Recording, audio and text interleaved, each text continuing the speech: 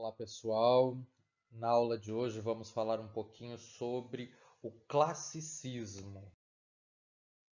O classicismo foi um movimento cultural que fez parte do Renascimento europeu nos séculos XV e XVI, e esse momento do Renascimento é uma época em que o conhecimento técnico e científico dependia da permissão da Igreja, e a partir do Renascimento existe um rompimento dessa influência da Igreja na cultura, na ciência e na tecnologia, porque a Igreja ela tinha uma forte influência, principalmente política e econômica, na época do Renascimento, na época da Idade Média, que vai do século V ao século XV. Então já estamos falando em finais do século XV, estamos falando já no final da Idade Média.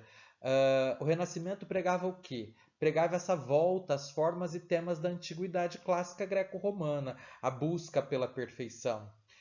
Nesse momento também do Renascimento, é o momento em que se estabelece o mercantilismo, o mercado livre, o dinheiro e a moeda começam a ter muita influência, muita importância, né?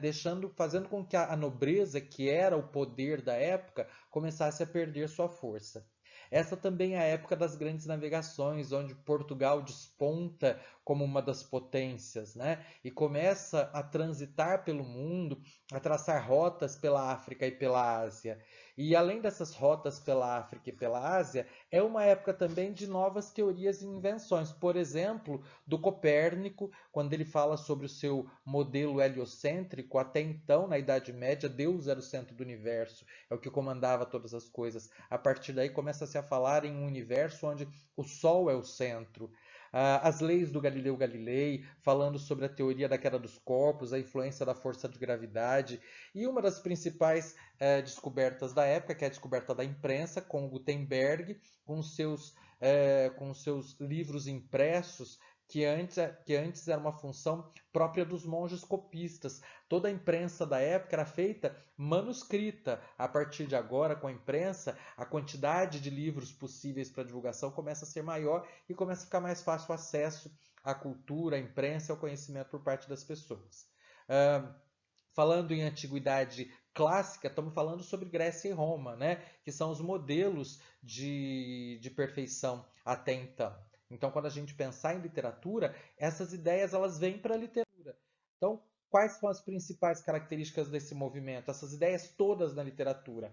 A busca pelo equilíbrio, pela proporção, pela objetividade, muito mais do que a subjetividade, a ideia de que o que vale é a obra e não aquilo que o autor pensa ou aquilo que ele sente, a forte influência da ideia de beleza vinda do ideal greco-romano, o neoplatonismo que fala do amor não como sentimento, mas de forma filosófica, de forma idealista, a valorização da racionalidade, da razão em oposto ao sentimento, o antropocentrismo, agora o universo não tem mais Deus no centro, mas o homem passa a ser o mais importante nessa relação, nesse relacionamento, e com base nisso tudo eles trazem influências literárias da Grécia Antiga. Então agora vai prevalecer a dramaturgia, os gêneros lírico e épico. A principal obra do classicismo é um épico. Por que épico? Porque vai contar a história de um povo, e no nosso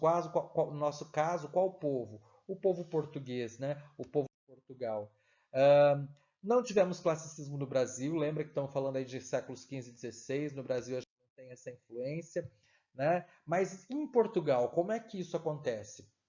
Bom, só para lembrar, o classicismo ele já existia na Europa, ele já existia na Itália desde o século XIII, mas só em 1527 é que Sá de Miranda publica sua obra e dá início ao classicismo em Portugal. E importante, ele apresenta um poema em decassílabos, versos de 10 sílabas, né, que é o chamado soneto decassílabo, o soneto clássico, com a medida nova, em oposição às redondilhas maior e menor, que eram versos, poemas feitos com versos de 5 ou de 7 sílabas métricas. Dentro da temática principal, ele vai falar sobre esse neoplatonismo, né? O amor não mais a partir do sentimento e da sensualidade, mas a partir da filosofia e da ideia religiosa. E lembrando que os principais temas dessa época são o amor e a bravura, mais a bravura, né? Dos feitos épicos e famosos de um povo. Bom, Estou colocando no material para vocês aí também um pouquinho sobre os dois principais autores do classicismo português, que são o Sá de Miranda, que introduz o classicismo em Portugal, e o principal autor da literatura portuguesa dessa época, que é o senhor Luís Vaz de Camões. Ele cria a poesia mais brilhante, contando a história e os bravos feitos de Portugal, que se chama Os Lusíadas. Eu gostaria que vocês dessem uma lida nesse material, verificassem as informações. E estou finalizando aqui com alguns exemplos dos textos e algumas informações das obras para que vocês possam aí estudar para futuramente fazermos algumas atividades. Bons estudos, bom trabalho. Até mais, pessoal. Eu estou disponibilizando aí esse PPT para vocês poderem estudar e fazer as suas anotações no caderno. Tá ok? Muito obrigado.